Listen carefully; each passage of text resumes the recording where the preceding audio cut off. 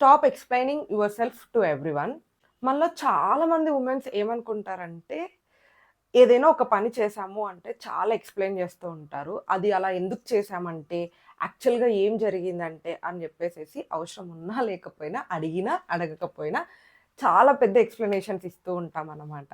ఈ వీడియో చూస్తున్న అమ్మాయిలందరికీ కూడా ఒక జెంటిల్ రిమైండర్. మీ లైఫ్‌కి, మీ చాయిసెస్‌కి మీరు ఎవరికీ ఎక్స్‌ప్లనేషన్ ఇవ్వాల్సిన అవసరం లేదు. మనలో చాలామంది లేడీస్ ఏదైనా ఒక డెసిషన్ తీసుకున్నా, ఏదైనా ఒక పని చేసినా, ఏదైనా అవ్వనివ్వండి సిట్యుయేషన్ చాలా ఎక్కువగా ఎక్స్‌ప్లెయిన్ చేస్తూ ఉంటామనమాట. అసలలా ఎందుకు జరిగిందంటే, లేదంటే యాక్చువల్‌గా ఇలా ఎందుకు చేశాను అని చెప్పేసేసి ఎవరన్నా అడిగినా, అడగకపోయినా కూడా ఎక్స్‌ప్లెయిన్ చేస్తూ ఉంటాము. మనకలా అలవాటయిపోయింది. ఈ వీడియో చూస్తున్న అమ్మాయిలందరికీ కూడా వుమెన్స్ ఆల్ ఔట్ దేర్ ఒక జెంటిల్ రిమైండర్. మన లైఫ్‌కి, మన చాయిసెస్‌కి ఎవరికీ కూడా ఎక్కువగా ఎక్స్‌ప్లనేషన్స్ ఇవ్వాల్సిన అవసరం లేదు. అసలు why women explain so much ఎప్పుడైనా ఆలోచించారా? మనల్ని చిన్నప్పటి నుంచి అలా పెంచారు. మన వల్ల ఎవరు బాధపడకూడదు. నిన్ను ఒక మంచి అమ్మాయి అనుకోవాలి. ఎన్ని డెసిషన్స్ ఎప్పుడు మంచిగా ఉండాలి అని చిన్నప్పటి నుంచే మనల్ని అలా పెంచుతారనమాట. యూజువల్లీ స్పెషల్లీ మిడిల్ క్లాస్ అమ్మాయిలని గమనిస్తూ ఉండండి. అబ్బాయిలను పెంచే విధానానికి, అమ్మాయిలను పెంచే విధానానికి చాలా డిఫరెన్స్ ఉంటూ ఉంటుందనమాట. కానీ ఇక్కడ మీరు గమనించాల్సిన విషయం ఏంటంటే, మీరేదైనా ఒక డెసిషన్ తీసుకుంటే, దాని మీద మీకొక క్లారిటీ ఉండాలి. అది ఇంపార్టెంట్. అంతేగాని మీరు ఎక్కువగా ఎక్స్‌ప్లెయిన్ చేయాల్సిన అవసరం లేదు. సో, కొన్ని కామన్ ఎగ్జాంపుల్స్ నేను రెగ్యులర్‌గా చూసేవి అవన్నీ ఈ వీడియోలో మీతో షేర్ చేస్తాను. ఫర్ సపోజ్ మిమ్మల్ని ఎవరైనా ఒక ఫంక్షన్‌కి ఇన్వైట్ చేశారని అనుకోండి. మీరు వెళ్ళలేదు. సమ్‌హౌ మీకు కుదరలేదు. నెక్స్ట్ టైమ్ వాళ్ళు కలిసినప్పుడు ఎందుకు రాలేదు అని అడిగితే, దానికి మనమేం చేస్తాం యూజువల్‌గా ఒకసారి ఆలోచించండి మీరు కూడా. మీరేమని ఎక్స్‌ప్లెయిన్ చేస్తారు? యాక్చువల్‌గా ఆ రోజు హెల్త్ బాలేదు. చాలా తలనొప్పిగా ఉండింది. లేకపోతే పిల్లలతో కుదరలేదని చాలా పెద్దగా ఇంత పెద్ద స్టోరీ చెప్పేస్తాం. ఆ డిస్కషన్ ఒక 10, 15 నిమిషాలు జరుగుతది యూజువల్‌గా. కానీ నన్నడిగితే అంత అవసరం లేదు. ఆ రోజు నాకు కుదరలేదు అని చెప్తే సరిపోతుంది కదా! నో చెప్పడానికి ఎందుకు మనం అంత ఆలోచిస్తున్నాము అన్న విషయానికి యూజువల్‌గా ఆలోచిస్తే అర్థమవ్వదనమాట. But that's how we brought up. Let's take a working woman example. ఇక్కడ అనుకోండి ఫర్ సపోజ్ మీరు జాబ్ స్విచ్‌కి ట్రై చేస్తున్నారు. ఒక హెచ్ఆరో ఎవరో కాల్ చేసి, "why are you trying for a switch?" అంటే ఎందుకు జాబ్ చేంజ్ అవ్వాలనుకుంటున్నారు అని అడిగితే, మనం ఇంత పెద్ద ఎక్స్‌ప్లనేషన్ ఇస్తాం. సాలరీ హైక్ అవ్వాలి, లేదంటే ప్రాజెక్ట్ బాలేదు, టీమ్ బాలేదు, సో అని చెప్పేసేసి we try to impress them అనమాట. అందుకని అవసరం ఉన్నా లేకపోయినా చాలా చాలా ఎక్స్‌ప్లెయిన్ చేస్తూ ఉండుంటాము. But all that is not needed. కెరియర్‌లో ఒక చేంజ్ అనేది it's very common. Just say them I felt like it's the time to change అని చెప్తే సరిపోతుంది గదా! ప్రతి ఒక్కరు ఒక పాయింట్ ఆఫ్ టైమ్‌లో ఒక డెసిషన్ తీసుకుంటారు. ఇంక చాలు ఇక్కడ నేనింక ఒక షిఫ్ట్ కొట్టాలి అని చెప్పేసేసి. That's not a wrong. There is no need to explain so much అనమాట. It's your career and your decision. దాన్ని తీసుకున్నందుకు మీరు ఓవర్‌గా ఎక్స్‌ప్లెయిన్ చేయాల్సిన అవసరం లేదు. ఇంక నెక్స్ట్ థింగ్ అయితే చాలా మనకి అనిపిస్తది. పర్సనల్‌గా నాకే అనిపిస్తది. గట్టిగా అరిచి చెప్పాలి ఆన్సర్స్ అని చెప్పేసేసి. But still we bear that మనల్ని అడుగుతున్నా గూడా. పర్సనల్ లైఫ్ చాయిసెస్ స్పెషల్లీ అమ్మాయిలని. అబ్బాయిలకి 40 ఇయర్స్ వరకు పెళ్లవ్వకపోయినా ఎవరు ఏమడగరు. అమ్మాయిలకి మాత్రం ఒక పర్టిక్యులర్ టైమ్ పీరియడ్ రాగానే ఇంకా ఎందుకు పెళ్లి చేసుకోలేదు? లేకపోతే ఇంకా పిల్లలెందుకు లేరు? ఇంకా లైఫ్‌లో ఇంకా ఎందుకు సెటిల్ అవ్వలేదు అని చెప్పేసేసని అడుగుతూ ఉంటారు. These all are our personal choices కదా! ఇది మన లైఫ్ అండ్ మన పర్సనల్ చాయిస్. మనం ఏ టైంకి పెళ్లి చేసుకోవాలనుకుంటున్నాం, ఏ టైంకి మనకి కిడ్స్ కావాలి అని అనుకుంటున్నాం అండ్ ఒక ఇల్లు కొనాలన్నా, లేకపోతే ఒక జాబ్ చేంజ్ అవ్వాలన్నా వాటెవర్ ఇట్ ఈస్ అది మన పర్సనల్ చాయిస్. మన పర్సనల్ లైఫ్ ఇది. దీన్ని ఎవరు కూడా క్వెషన్ చేయడానికి లేదు. అండ్ దీనికొక సెట్ ఆఫ్ రూల్ లేదు. ఈ టైంలో ఖచ్చితంగా ఇది అయిపోవాలి అన్నట్టు ఎక్కడా లేదు కదా! మనం ఎప్పుడు అనుకుంటామో అది అప్పుడు జరుగుతూ ఉంటుంది. And it's our personal life.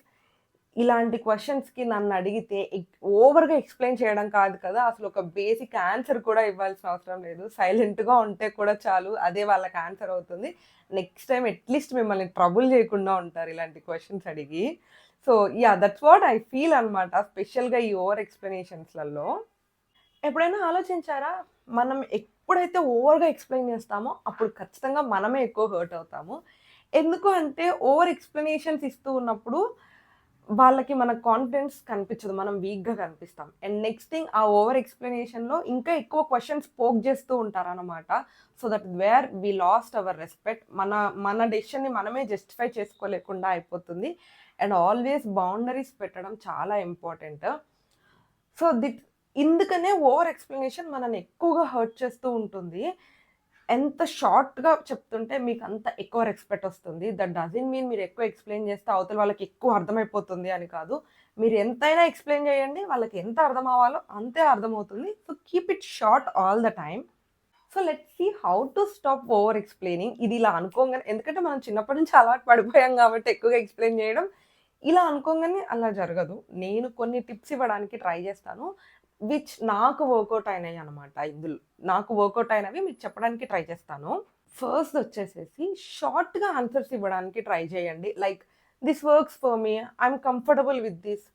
I'm not available అన్నట్టు. లైక్ నేను ఆ టైంలో అవైలబుల్‌గా లేకుండే. నాకు ఇలా అయితేనే వర్కౌట్ అవుతుంది అన్నట్టు చాలా షార్ట్‌గా ఆన్సర్స్ ఇవ్వడానికి ట్రై చేయండి.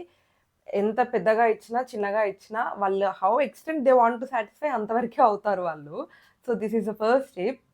అండ్ నెక్స్ట్ వచ్చేసేసి వాళ్ళేదన్నా ఒక క్వెషన్ అడిగినప్పుడు, ఏదన్నా ఒక కన్వర్జేషన్ అయ్యి మీరు ఎక్స్‌ప్లెయిన్ చేయాల్సిన పాయింట్ వచ్చింది అని మీకు అనిపించినప్పుడు, పాజ్ ఫర్ ఎ సెకండ్. ఇలా అడగగానే అలా వెంటనే డిఫెన్స్ మోడ్‌లోకెళ్ళిపోవద్దు. దట్స్ వేర్ మిమ్మల్ని మీరే వీక్ చేసేసుకొని మీకు తెలియకుండానే ఆహ్, కొన్ని కొన్ని తప్పుగా చెప్పేస్తాము. కొన్ని ఎక్కువగా ఎక్స్‌ప్లెయిన్ చేస్తాం. అలా అయిపోతుందనమాట. Take a pause. ఒక్క సెకండ్ ఆలోచించి ఎలా రెస్పాండ్ అవ్వాలి అని చెప్పి just process it and then respond. And next tip వచ్చేసేసి being silent is also a discomfort. చాలామంది అనుకుంటారు ఫర్ సపోజ్ ఇంకా ఎందుకమ్మా పెళ్లవ్వలేదు అని అనేసని అడిగితే మనం ఏదో టక్కున ఇట్లా ఇమ్మీడియట్‌గా ఆన్సర్ చేయడానికి ట్రై చేస్తాం. Depends upon our situations. No, సైలెంట్‌గా ఉండండి. మనం సైలెంట్‌గా ఉంటే డిస్కంఫర్ట్‌గా ఉంటదేమో, మనకి డిస్కంఫర్ట్‌గా, వాళ్ళకి డిస్కంఫర్ట్‌గా ఉంటదేమో. Don't think about the discomforts. ఒకసారి మీరు సైలెంట్‌గా ఉన్నారు అంటే నెక్స్ట్ టైమ్ అడగడం మానేస్తారు. స్పెషల్లీ పర్సనల్ చాయిసెస్‌లో I don't prefer to explain everything to everyone. Okay. People close to us are deserve at least some explanation. కానీ ఎక్కడెక్కడి నుంచో వచ్చేస్తారు. ఇంకా ఎందుకు లేరు, ఇంకా ఎందుకు అవ్వలేదు అని చెప్పేసేసి. I don't think so. Silence is the only answer for them నా వరకు అయితే.